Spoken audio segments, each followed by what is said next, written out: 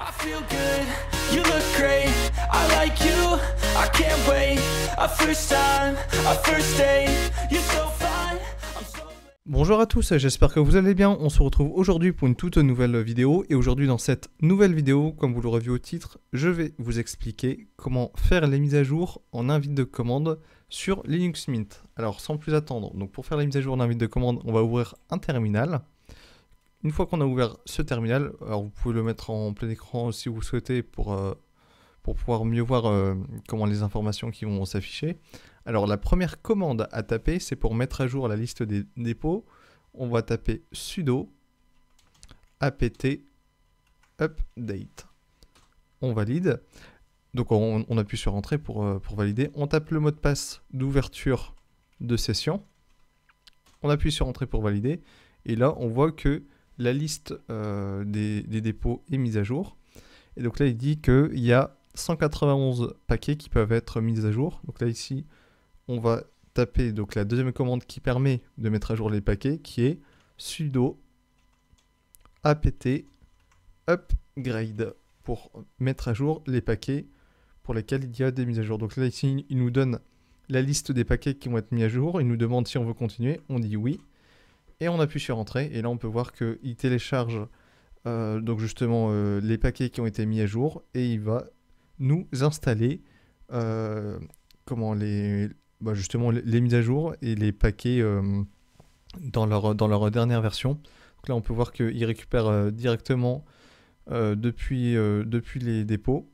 Donc après, ça peut être plus ou moins long suivant la vitesse de votre connexion Internet.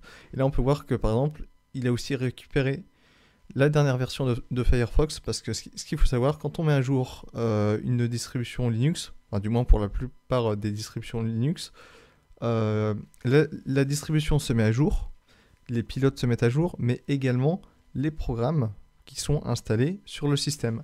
Donc là, par exemple, vous voyez que là, par exemple, il y a Thunderbird qui est en train de se télécharger, et donc il va aussi être mis à jour par la même occasion.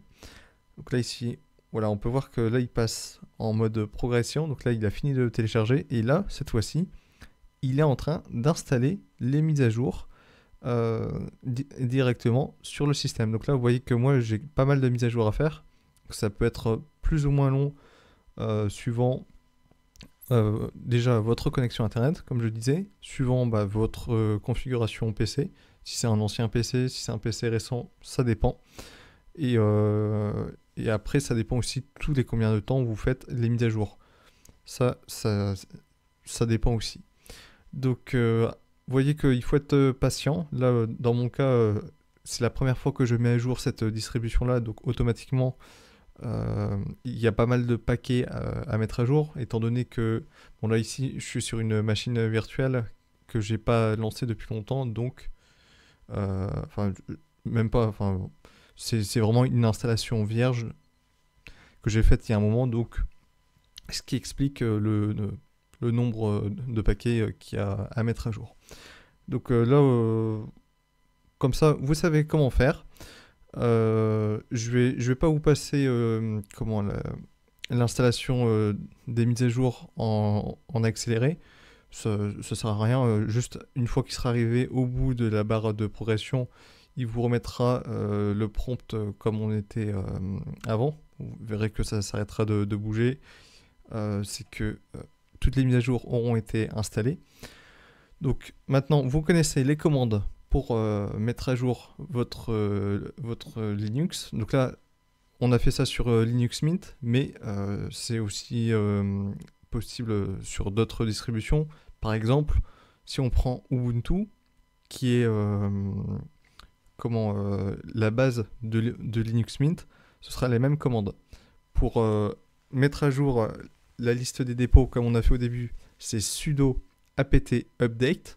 Et pour mettre à jour les paquets, c'est la deuxième commande qu'on vient de lancer, sudo apt upgrade. Voilà. Et donc, voilà. Donc c'est tout pour cette vidéo. C'était une vidéo plutôt simple. J'espère qu'elle vous aura plu. J'espère qu'elle vous aura aidé.